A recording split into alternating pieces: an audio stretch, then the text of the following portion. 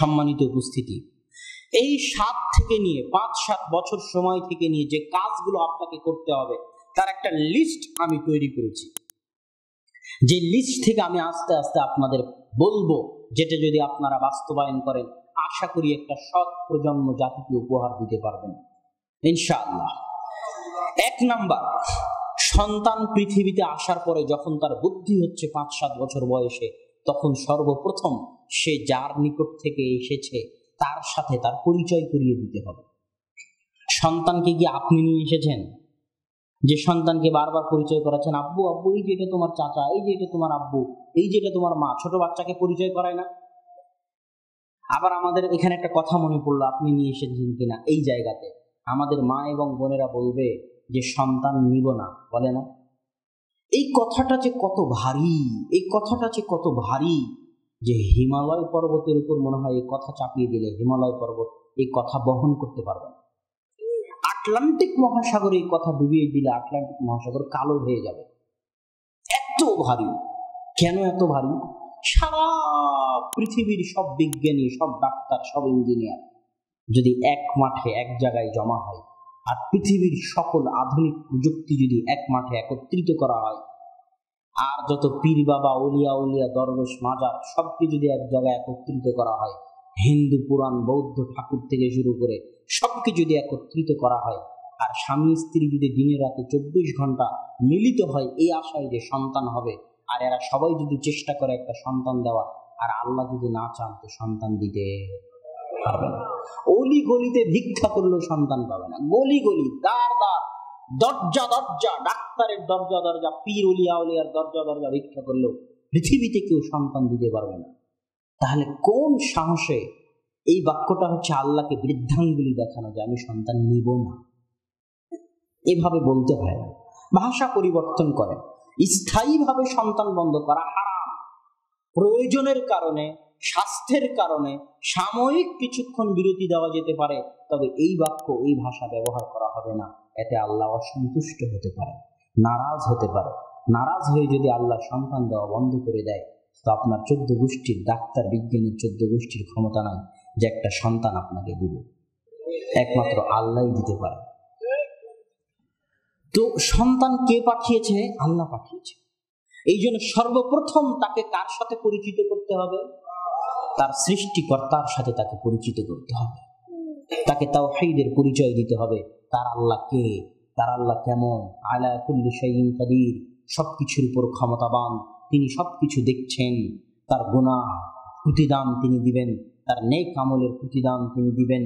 আল্লাহকে ভয় করতে হবে, আল্লাহ ব্যতীত কাউকে ভয় করা যাবে না। বিপদ আপদে আল্লাহর উপর ভরসা রাখতে হবে। এই সব ওই ছোট্ট সন্তানের হৃদয়টাকে আল্লাহর সাথে সম্পৃক্ত করে দিতে হবে। এটা হচ্ছে প্রথম কাজ।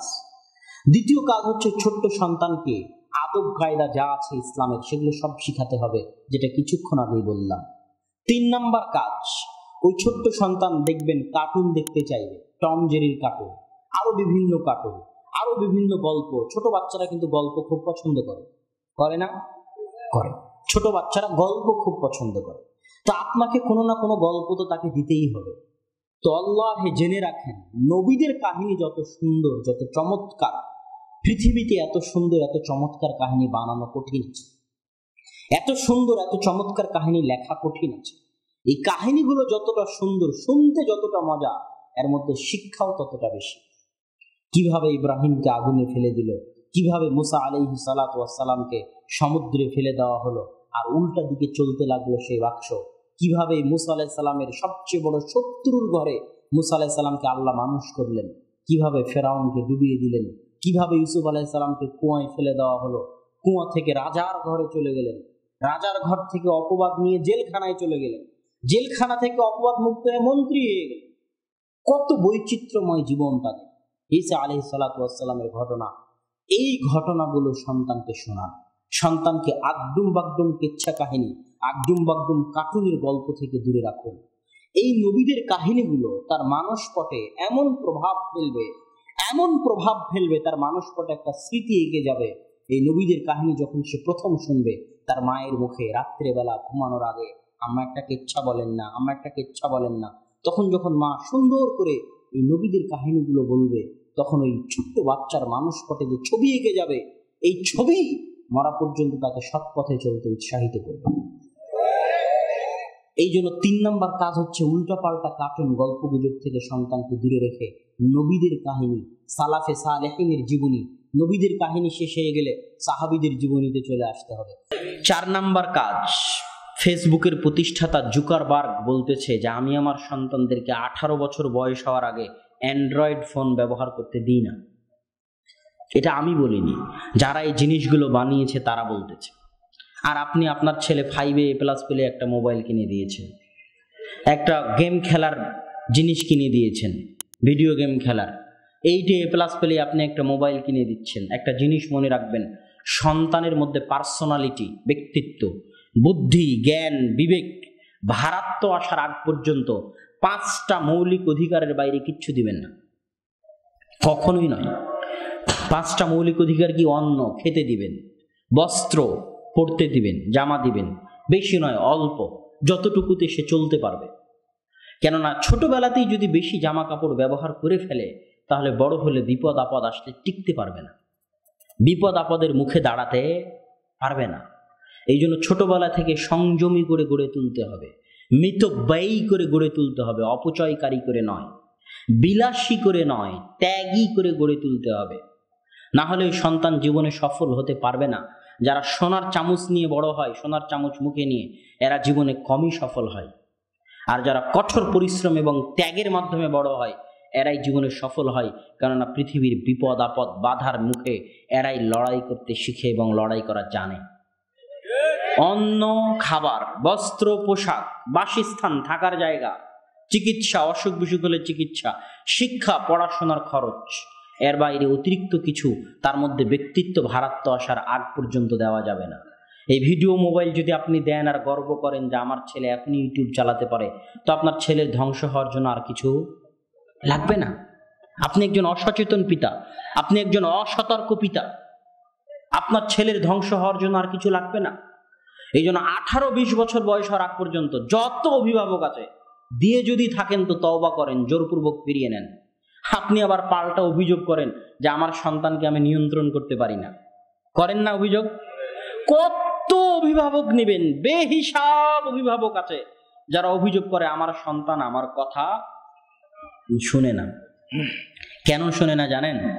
আপনার মধ্যে ব্যক্তিত্বের অভাব আছে, ভারাত্বের অভাব আছে, এই জন্য শুনে না। একজন ব্যক্তিত্ববান পিতার ঘটনা আপনাকে আজকে শোনাই, যে একজন ব্যক্তিত্ববান পিতা কেমন হয়, তাহলে বুঝবেন পরিবার কেমনে কন্ট্রোলে থাকে আর পরিবার কেমনে নিয়ন্ত্রণে থাকে। সহিহ বুখারীর হাদিস 4608 নাম্বার। আয়েশা রাদিয়াল্লাহু তাআলা আনহা বলতেছেন, সাকাতাত খিলাদাতুন, আমার গলার হার আমি হারিয়ে ফেলেছি, আমার গলার হার হারিয়ে ফেলেছি। মদিনায় আমরা ফিরবো যুদ্ধ থেকে এমত অবস্থায়, আর এমন জায়গায় আমার গলার হার হারিয়ে ফেলেছি যেখানে পানির ব্যবস্থা নাই, আর এদিকে সালাতের সময় হয়ে গেছে।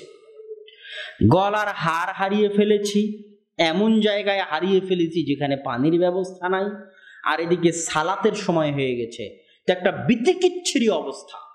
সবাই আমার বাপকে দায়ী করতেছে যে তোমার মেয়ের গলার হার হারানোর কারণে আজকে আমাদের এই করুণ অবস্থা। তো আয়েশা রাদিয়াল্লাহু তাআলা আনহা বলতেছে যে ওয়াদা রাসূলুল্লাহ সাল্লাল্লাহু আলাইহি ওয়াসাল্লাম সানা রাসাহু ফি হিজরি রাকিদান, রাসূল সাল্লাল্লাহু আলাইহি ওয়াসাল্লাম তার মাথাটা আমার উরু রানের উপর দিয়ে শুয়ে আছে। কে শুয়ে আছে? মুহাম্মদ সাল্লাল্লাহু আলাইহি ওয়াসাল্লাম, পৃথিবীর সর্বশ্রেষ্ঠ নবী এবং সর্বশ্রেষ্ঠ রাসূল। কার উরু রানের উপর মাথা দিয়ে শুয়ে আছে? যারা সর্বশ্রেষ্ঠ নারী তাদের একজন। আয়েশা রাদিয়াল্লাহু তাআলা আনহা হাদিসের পণ্ডিত, ফিকহের পণ্ডিত, চিকিৎসা শাস্ত্রের পণ্ডিত, আরবি কবিতার পণ্ডিত, তাফসিরের পণ্ডিত। সাহাবীরা যখন কোনো ফতোয়া বুঝতে পারতেন না তখন তাকে জিজ্ঞেস করতেন। এমন জ্ঞানী, বিদুষী, পাণ্ডিত্যপূর্ণ একজন নারী, রাসূল সাল্লাল্লাহু আলাইহি ওয়াসাল্লামের স্ত্রী, তার রানের উপর মাথা দিয়ে আল্লাহ রাসূল শুয়ে আছে। এবার আবু বকর রাদিয়াল্লাহু তাআলা আনহু ওই তাঁবুতে চলে গেছেন, ওই খিমায়, যে খিমায় আয়েশা রাদিয়াল্লাহু তাআলা আনহা এবং রাসূল সাল্লাল্লাহু আলাইহি ওয়াসাল্লাম আছেন। তো যিনি আছেন সর্বশ্রেষ্ঠ মানুষ তিনি হচ্ছেন জামাই, আর যিনি ঢুকতেছেন তিনিও নবীদের পরে পৃথিবীতে সর্বশ্রেষ্ঠ মানুষ, তিনি হচ্ছেন শ্বশুর। আমাদের বাংলাদেশে যদি এরকম হয় যে শ্বশুর এমন অবস্থায় জামাই এবং মেয়েকে দেখেছে, তাহলে শ্বশুর মুখ ফিরিয়ে নিয়ে চলে যাবে। আবু বকর রাদিয়াল্লাহু তাআলা আনহুর ব্যক্তিত্ব, তার দাপট, তার ভারাত্ম, তার আত্মসম্মান, তার গায়রাত, পরিবারের উপর তার নিয়ন্ত্রণ এত বেশি যে তার সর্বশ্রেষ্ঠ নারীদের একজন তার মেয়ে। আর আল্লাহর রাসূল যার প্রতি সে ঈমান আনয়ন করেছে, তার জামাই, সর্বশ্রেষ্ঠ পৃথিবীতে রাসূল যারা সর্বশ্রেষ্ঠ রাসূল, তিনি সর্বশ্রেষ্ঠ ব্যক্তি, তিনি এমন সর্বশ্রেষ্ঠ জামাইয়ের সামনে এমন সর্বশ্রেষ্ঠ মেয়েকে আয়েশা রাদিয়াল্লাহু তাআলা আনহুর ভাষায় যে লাকাদানি লাকজাতান শাদীদা, আমার আব্বা আবু বকর রাদিয়াল্লাহু তাআলা আমাকে এত জোরে মারলেন যে আল্লাহর রাসূল যদি আমার উরু রানের উপর মাথা দিয়ে না শুয়ে থাকতেন তাহলে আমি ছিটকে পড়ে যেতাম। এখানে আরেকটা বিষয় খেয়াল রাখবেন, বিবাহিত মেয়েকে মারতেছেন, বাপে মারতেছেন, জামাইয়ের সামনে মারতেছেন, শ্রেষ্ঠ মেয়েকে মারতেছেন, শ্রেষ্ঠ ব্যক্তির সামনে মারতেছেন, শ্রেষ্ঠ ব্যক্তিতে মারতেছেন। এর নাম হচ্ছে পিতার ব্যক্তিত্ব এবং ভারাত্ম। আর আপনি বলেন যে আমি আমার পরিবারকে কন্ট্রোল করতে পারি না কেন? আপনার মধ্যে ব্যক্তিত্বের অভাব আছে, আপনার মধ্যে ভারাত্বের অভাব আছে। আপনি নিজেই ফজরের সালাত আদায় করেন না, তো ছেলেকে ফজরের সালাতের কথা কি বলবেন? আপনি নিজেই বিড়ি সিগারেট খান, তো সন্তানকে বিড়ি সিগারেটের কথা কি বলবেন? আপনি নিজেই আরেকজনের সাথে পরকীয়ায় ব্যস্ত থাকেন, তো আপনার সন্তানকে উপদেশ কি দিবেন? আপনার নিজেরই গুনাহের ফিরিস্তির অভাব নাই, তো আপনি আপনার সন্তানকে কি বলবেন? ব্যক্তিত্ব তো তখনই আসে যখন আপনি 100% ঠিক, আর বাড়িতে যখন ঢুকবেন তখন বাড়ি থরথর করে কাঁপবে। ছেলে মেয়ে স্ত্রী সব কাঁপবে। এর নাম ব্যক্তিত্ববান পুরুষ, ব্যক্তিত্ববান পিতা। আপনি জন্ম দিতে পারলে পিতা হওয়া যায় কথা ভুল, জন্ম দিতে পারলে মা হওয়া যায় কথা ভুল। যে দায়িত্ব পালন করতে পারে, সন্তানকে আদর্শ আদব কায়দা শিখাতে পারে, শিখাতে না পারলে পিটাতে পারে, এমন যার মধ্যে ব্যক্তিত্ব আছে, ভারাত্ম আছে, সেই পিতা, সেই মা। আপনার মেয়ে বেপরদা হয়ে ঘুরে বেড়ায়, আপনি যদি তাকে কিছু বলতে না পারেন তাহলে আপনি একজন ব্যর্থ পিতা, আপনি সফল পিতা নন। সম্মানিত উপস্থিতি, তো আমরা আলোচনা করছিলাম যে সন্তানকে 15-20 বছর বয়স পর্যন্ত মোবাইল দেওয়া যাবে না। এবার তারপরের কাজ কি? 5 নাম্বার বা 6 নাম্বার কাজ হচ্ছে সন্তানের সম্পর্ক তৈরি করতে হবে মসজিদের সাথে। কিসের সাথে? মসজিদের সাথে। আপনার সন্তান মিষ্টির দোকানের রাস্তা চিনে, কোথায় গেলে সিনেমার টিকিট পাওয়া যাবে সেই রাস্তা চিনে, কোথায় বিপিএল এর জুয়া হয় সেই রাস্তা চিনে, বিপিএল এর আড্ডা কোথায় হয় ওই 12 বছরের ছেলেটাও চিনে, 15 বছরের ছেলেটাও চিনে, কিন্তু মসজিদের রাস্তা সে চিনে না। মসজিদের সাথে তার সম্পর্ক নাই। মসজিদের সাথে সম্পর্ক কেমন হতে হবে জানেন? আল্লাহ সুবহানাহু ওয়া তাআলা, 1 মিনিট আমি আপনাকে দেখাই। আল্লাহ সুবহানাহু ওয়া তাআলা ইব্রাহিম আলাইহিস সালাতু ওয়াস সালামকে বলতেছেন, ইব্রাহিম আলাইহিস সালাতু ওয়াস সালামকে আবুল আম্বিয়া, নবীদের পিতা। ইব্রাহিম আলাইহিস সালাতু ওয়াস সালামের পরে মুহাম্মদ সাল্লাল্লাহু আলাইহি ওয়াসাল্লাম পর্যন্ত যত নবী রাসূল এসেছে সব নবী রাসূলের পিতা হচ্ছেন ইব্রাহিম আলাইহিস সালাতু ওয়াস সালাম। ইব্রাহিম আলাইহিস সালাতু ওয়াস সালামের পরে দুনিয়াতে এমন কোন নবী রাসূল আসেননি যার পিতা ইব্রাহিম নন। এত মহান ব্যক্তি আবুল আম্বিয়া, নবীদের পিতা, তাকে আল্লাহ বলতেছেন ইব্রাহিম তাহির বাইতি লিত তাইফিন, ইব্রাহিম কাবা ঘর ঝাড়ু দাও, কাবা ঘর মুছো, কাবা ঘর পরিষ্কার করো। বাপ বেটা মিলে মানুষ যে নাকের সিগান পোটা ফেলে গেছে, নাকের ময়লা ফেলে গেছে, ওটা বাপ বেটা মিলে পরিষ্কার করো। মানুষের পা থেকে যে ময়লা কাবা ঘরে ঝরে পড়েছে, ওটা বাপ বেটা মিলে পরিষ্কার করো। তোমরা বাপ বেটা মসজিদের খাদেম, মসজিদ পরিষ্কার করা তোমাদের কাজ। মানুষের নাকের ময়লা পরিষ্কার করা তোমাদের কাজ, মানুষের পায়ের ময়লা পরিষ্কার করা তোমাদের কাজ। মসজিদের মাদুর ময়লা হয়ে গেছে, সেটা ধোয়া তোমাদের কাজ। তোমরা বাপ বেটা মিলে কাবা ঘর পরিষ্কার করো। এই নির্দেশ কে দিচ্ছে? কাকে দিচ্ছে? নবীদেরকে দিচ্ছে। আর আপনার সমাজে সবচেয়ে অবমূল্যায়নের বস্তু হচ্ছে মসজিদের খাদেম। চেয়ারম্যান সাহেব, আপনাকে মসজিদ পরিষ্কার করতে হবে, মন্ত্রীকে মসজিদ পরিষ্কার করতে হবে। মসজিদের সাথে সম্পর্ক মানে এটা। ঈসা আলাইহিস সালাতু ওয়াস সালামের মা মারিয়াম আলাইহাস সালাতু ওয়াস সালাম, তার কাজ কি ছিল? বাইতুল মাকদিসে বসে বাইতুল মাকদিস পরিষ্কার করা, এটাই তার কাজ ছিল। পৃথিবীর সর্বশ্রেষ্ঠ নারীদের একজন, সর্বশ্রেষ্ঠ নবীদের একজন নবীর মা তিনি। মারিয়াম শব্দের অর্থ ইবাদতকারিণী, যার পবিত্রতার বর্ণনা আল্লাহ আসমান থেকে কোরআনে অবতীর্ণ করেছে। এমন একজন মহিয়সী নারী, তার কাজ কি? মসজিদ ঝাড়ু দেওয়া। তার কাজ কি? মানুষের ময়লা পরিষ্কার করা মসজিদ থেকে। আপনারা যদি বাপ বেটা মিলে ভাবেন যে আদর্শ পরিবার গড়ে তুলবেন, তাহলে আজকেই চিন্তা করেন, কাল থেকে মসজিদের সাথে সম্পর্ক এমন হবে যে মসজিদের মাদুরও আপনারা বাপ বেটা মিলে পরিষ্কার করবেন। মসজিদে গিয়ে দেখবেন মসজিদে লাইট নাই, লাইট লাগাতে হবে, এটা আপনাদের কাজ। মসজিদে পাপোশ দিতে হবে, এটা আপনাদের কাজ। মসজিদের বাথরুম আপনাদেরকে পরিষ্কার করতে হবে, এটা আপনাদের কাজ। এটা নবী রাসূলের কাজ। যখনই মসজিদের সাথে আপনার সম্পর্ক এমন হয়ে যাবে, তখন মসজিদ যখন নিজের বাড়ির মতো মনে করতে পারবেন, মসজিদ যখন নিজের ঘরের মতো মনে করতে পারবেন, তখন পরিবার আদর্শবান হবেই হবে, হতে বাধ্য ইনশাআল্লাহ। আর মসজিদ থেকে সম্পর্ক দূরে চলে গেলে আপনার আদর্শ পরিবার হওয়া তো বহু দূরের কথা, আদর্শ সন্তান হওয়া তো বহু দূরের কথা, মুসলমান থাকবেন কিনা তা নিয়ে সন্দেহ আছে।